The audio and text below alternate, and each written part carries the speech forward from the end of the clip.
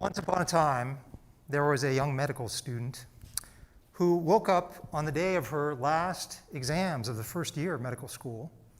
And when she woke up, her roommate was already up. The young lady's name was Alexandra, and her roommate was Stephanie. And Stephanie was up and getting ready to leave, and Stephanie was heading to work, went downstairs, her boyfriend's car. Now, when she got in her boyfriend's car, she noticed that her boyfriend was wearing shorts, and the shorts were wrinkled. And this vexed Stephanie because she felt that her boyfriend, who was heading to his first day at a new job, should be displaying better grooming. So they had a conversation that went something like this. Stephanie said to the boyfriend, let's call him Dave. She said, Dave, that's really not acceptable. And Dave said, you're the only person who really cares what I look like. No one is going to care at work. Well, Dave lost that conversation, and what happened was Stephanie marched Dave back upstairs into the apartment because she was going to iron the wrinkles out of his shorts. So they open the door, and they find Alexandra out cold on the floor. She has no pulse, she's unresponsive, and they call 911. And 911 teaches them over the phone to administer CPR. And the new protocol for CPR is you don't have to worry about the breathing, just focus on the chest compressions. And the beat, for those of us who are old enough to remember this, is to the beat of Staying Alive, the Bee Gees song, which is a pretty helpful mnemonic when you think about it. So the EMTs arrived shortly after that, and they defibrillated. They got the paddles and shocked Alexandra's heart. And then they took her to the emergency room. And the emergency room, like many emergency rooms, had a sign. And the sign said, this is a matter of life and death. Time is of the essence. Everybody slow down. And in fact, that's what they did with Alexandra. From a medical care point of view, they induced a coma and put her in hypothermia, so they wanted to cool her body to 92 degrees so that the body would preferentially orient blood flow to the vital organs, to the brain vital organs, prevent brain damage and other damage to the organs. And they left her in this coma for 3 days, and then they thawed her out. There's another expression in medicine, which is that you're not dead until you're warm and you're dead. And that's what happens often. People are pulled from freezing lakes, and they can be reanimated because of that. So happily, when they thawed Alexandra out, she was fine. I went to see her 3 days after this event, and it was like a miracle had taken place. I was having a conversation with her in the hospital, as if nothing had happened. It was a miracle. And I said to her, Alexandra, this is a miracle. And she said, yeah. She said, but I'm not out of the woods yet.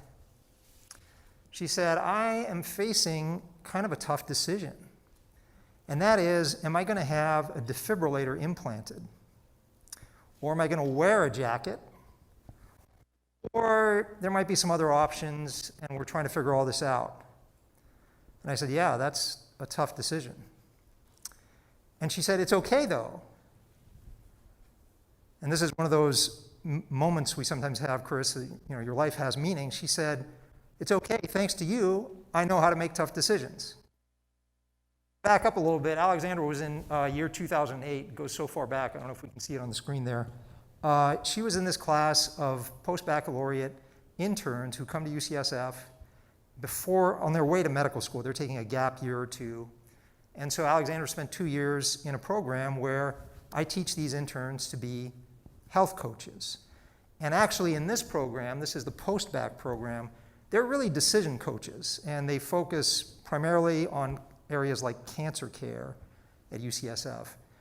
And if you think about it, a health coach, really any kind of coach, is the human instantiation of a nudge, because what I train the coaches to do is to help people reflect critically on their decisions.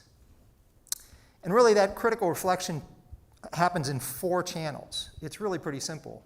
It's thinking, talking, reading, and writing.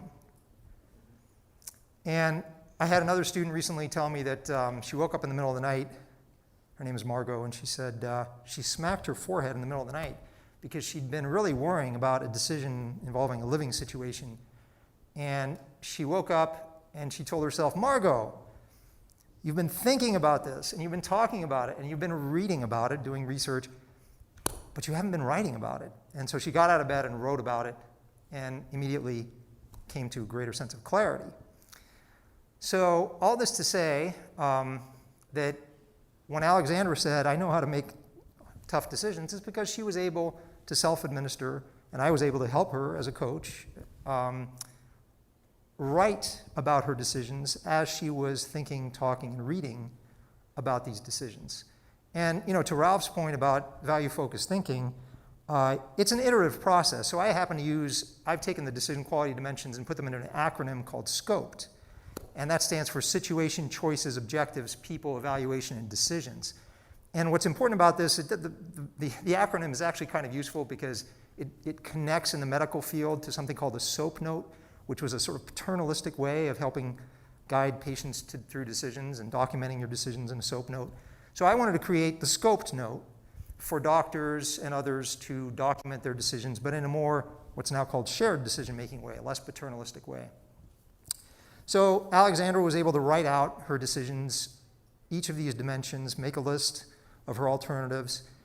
Initially, there were just two alternatives, which were the implanted defibrillator and the jacket. Oh, and then a third one of neither. But when she looked at her objectives and she reflected on her situation being in her 20s and wanting to date and the priority that she put on her cosmetic appearance and the fact that these defibrillators were typically implanted now subcutaneously, which meant she'd kind of have a deck of cards sticking out of her chest, she felt like, well, I wonder if there's another way. And it turned out that previously these defibrillators were implanted submuscularly, and that was a little less obtrusive.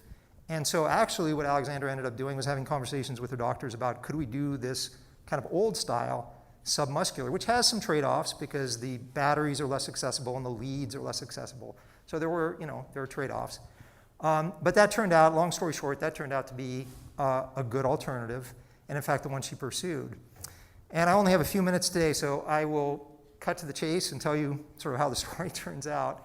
I'm very happy to say that Alexandra resumed medical school and, in fact, went on to do a residency in internal medicine at UCLA and then came back to UCSF and did a fellowship in interventional cardiology. This is kind of the wounded healer model. Often people, when they experience something like this, are even more attracted to being a healer in that area. So Alexandra just started her first week working at Kaiser as an interventional cardiologist. And also relevant to the story is that back in July, Amy and I attended her wedding. And it was a wonderful affair. And she, in fact, married another intern from the same class back in 2008. So there's lots of good, wonderful intersections in this kind of story. Perhaps one way to bring it all together is just to say that these now represent 140 students who've gone through this particular program. We have another 128 alumni on the undergraduate version of this. And so I just want to echo everything that's been said here so far about how we can train young people to engage in decision coaching, to coach themselves and to coach others. And that a lot of the value of the coaching, in fact, is simply being a accountability and commitment partner and a thought partner for someone. We teach a neutral and non-directive style of coaching. And that in some respect it does boil down to the simple acts of critical reflection, of being able to step out of a situation that you're thrown into and think, talk, read, and write. And so those are things, those are lessons that should be really accessible to everyone and that we can emphasize in many different ways, as we've heard today, all the different approaches that people are taking. So I just want to say, if you're interested in hearing more, you can go to my website, jeffbelkora.com. You can go to scoped.com to learn more about the scoped approach to thinking, talking, and reading and writing about your decisions. And I'm certainly going to be here for the rest of the day. Thank you very much.